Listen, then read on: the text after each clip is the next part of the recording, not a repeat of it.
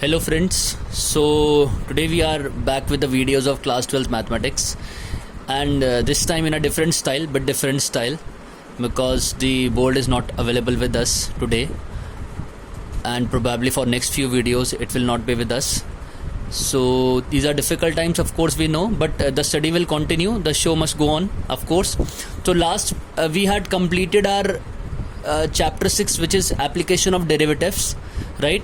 And I hope you have completed the maxima minima exercise as well as the miscellaneous you have tried. So today we'll start with the chapter 7 यानी calculus का जो next genre है. सबसे पहले हमने continuity and differentiability पढ़ी, उसके applications करे 6 चैप्टर में. Now we are moving on to the next genre of the calculus which is the integration, because we know the calculus is all about two process differentiation and integration. I have already taught you before, right? So today we'll learn about कि integration क्या है. What is integration? See, so the integration is the process of finding the area bounded by a curve with respect to some reference axis.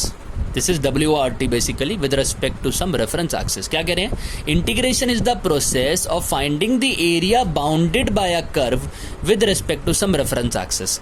So it seems कि थोड़ा सा geometrical meaning यहाँ पे सामने आता है ना. जो साइंस स्टूडेंट्स हैं, साइंस साइड्स के स्टूडेंट्स हैं, they know very well because they have done it in physics कि इंटीग्रेशन का इस्तेमाल वो एरिया बाउंडेड बाय कर्व्स के लिए कर चुके हैं ना.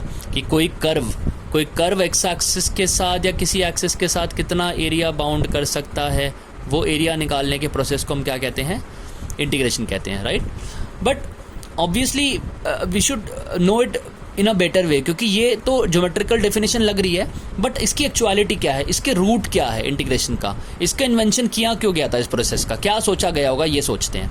उस चीज़ को सोचने के लिए चलिए हम चलते हैं. वी नो कि the derivative of sine x is cos x, correct? The d by d x of sine x is cos x, right? इसी तरीके से d by d x of x cube is what? 3x square only, isn't it? है ना? This we already know by first principle rule, हम निकाल चुके हैं formulas. But what if अगर now if I ask you कि the derivative of which function is cos x. समझिएगा बात को, हम रिवर्स में जा रहे हैं. The derivative of which function is cos x, यानी कि now we are interested in finding that function जिसका डेरिवेटिव जो है वो कॉस एक्स है, राइट? है ना? तो या इसको इस तरीके से कह सकते हैं कि किस फंक्शन का डेरिवेटिव जो है वो 3x स्क्वायर होगा. तो अभी तो हमने वैसे तो प्रीवियस नॉलेज से हमें ऑलरेडी पता है कि साइन एक्स वो फंक्शन है जिसका कॉस एक्स होगा, एक्स क्यूब वो फंक्शन है वो जिसका डेरिवेटिव 3x स्क्वायर होगा. तो ये सवाल ही हम क्यों पूछ रहे हैं? इसीलिए पूछ रहे हैं because that function will be called as the anti derivative. Now anti derivative जिसको हम कैपिटल एफ एक्स से सिम्बलाइज करेंगे, और एंटी डेरिवेटिव और कुछ नहीं होते बल्कि इंटीग्रल होते हैं जिसकी हम बात कर रहे हैं. यानी कि इसको ऐसे कह सकते हैं कि the process of integration is just opposite to the process of differentiation, है ना? The process of integration is just opposite to the process of differentiation, क्योंकि डेरिवेटिव्स में हमने जो भी फाइंड किया था अब हम उल्टा ही तो कर रहे हैं ना. हम ये जानना चाह रहे हैं कि किस फंक्शन का डेरिवेटिव cos x है, किस फंक्शन का डेरिवेटिव 3x स्क्वायर है.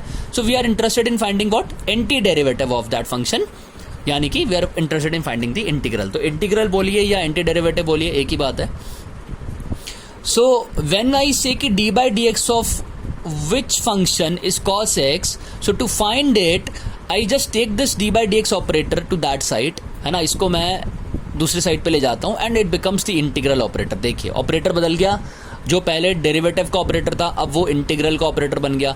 यानी मैं integral of cos x with respect two variable x dot D x लिखने का मतलब है integral of function cos x with respect two variable x dot D x.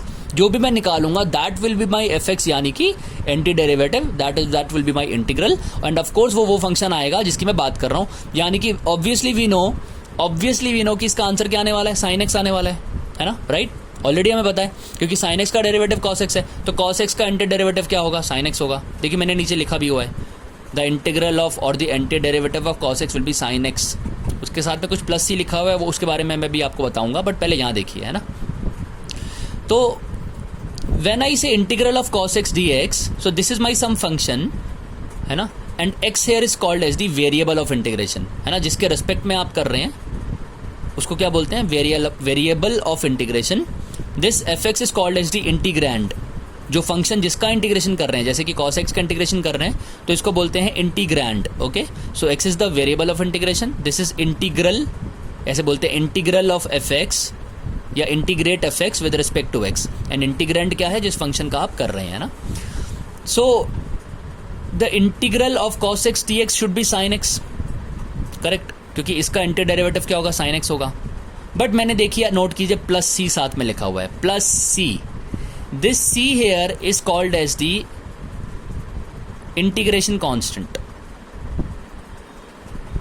This is called as the integration constant, right. So why constant of integration here, क्या मतलब है इसका, अभी समझ में आएगी बात, देखिएगा प्लीज, है ना. आप सोचिए, जस्ट इमेजिन कि अगर मेरा मेन फंक्शन sin x ना होता, जिसका मैं डेरिवेटिव cos x बोल रहा हूं, अगर वो sin x प्लस 10 हो जाए तो डेरिवेटिव कितना होगा, तब भी cos x होगा, है ना. अगर वो sin x माइनस 2 है, अगर तब डेरिवेटिव निकालूं तब भी cos x होगा. तो आप सोच सकते हो कि मैं किस बारे में बात कर रहा हूं. यानी कि ऐसे इनफाइनाइट नंबर ऑफ फंक्शंस बन जाते हैं जिनका डेरिवेटिव cos x होगा. बिकॉज आई डोंट नो कि ओरिजिनल फंक्शन में कोई कांस्टेंट था भी या नहीं था, कोई कांस्टेंट था भी या नहीं था, जैसा भी केस है, I don't know, because previous root क्या है. इसीलिए मैं कहता हूं कि इसका anti derivative sin x plus C है, और यहां सी की वैल्यू 0 भी हो सकती है, -2 भी हो सकती है, 10 भी हो सकती है, it can be anything, right. So that's why we put up this integration constant. तो जब भी हम इंटीग्रेशन करेंगे हम कांस्टेंट ऑफ इंटीग्रेशन जरूर लगाएंगे, याद रखिएगा. सिमिलरली 3x² का एंटी डेरिवेटिव क्या हो जाएगा, x³ plus C. I hope you get it now कि प्लस सी क्यों लगा रहे हैं हम. So whenever you integrate a function you have to put up this constant which is called as constant of integration. Okay, तो देखिए, now we have some, we can make up the formulas obviously, है ना. We can make up the formulas, जैसे कि sin x का derivative क्या, anti derivative क्या हो जाएगा, minus cos x. Minus cos x क्यों, क्योंकि माइनस cos x का डेरिवेटिव sin x होगा. सोच के देखिए, माइनस cos x का डेरिवेटिव sin x होगा, तो sin x का integration minus cos x plus C, cos x का integration sin x plus C. tan x का डेरिवेटिव sec² x होता है, तो sec² x का इंटीग्रेशन क्या हो जाएगा, tan x प्लस सी. sec x का derivative sec x tan x होता है, तो sec x tan x का integration will be sec x plus C, right. Similarly cosec² x का minus cot x plus C, cosec x cot x का minus cosec x plus C, e की power x का e की power x ही रहेगा. And this one is crucial, this one is important, of course you can see, है ना, ये important है. कौन सा formula, x to the power n का, देखिए ये you have to note it down. x to the power n का इंटीग्रेशन क्या होगा, x की power n+1 upon n+1 plus सी. ये देखिए काफ़ी इस्तेमाल आएगा ये वाला फॉर्मूला जो है, x की power n+1 upon n+1 plus C, है ना. 1 अपॉन x का integration log x plus C, because log x का डेरिवेटिव क्या होता है, 1/x होता है ना. तो 1/x का integration log x plus C. a की पावर x का इंटीग्रेशन a की power x upon log a हो जाएगा प्लस सी. 1/√1 - x का इंटीग्रेशन साइन इनवर्स x भी हो सकता है, माइनस कॉस इनवर्स x भी हो सकता है. इसी तरीके से 1/1 + x² का integration tan inverse x plus C, right. मतलब बिल्कुल उल्टा सोच रहे हैं हम, जो हम डेरिवेटिव्स के फॉर्मूला सोचते थे अब उसके उल्टा क्या सोच रहे हैं, इंटीग्रेशन के फॉर्मूला सोच रहे हैं, राइट.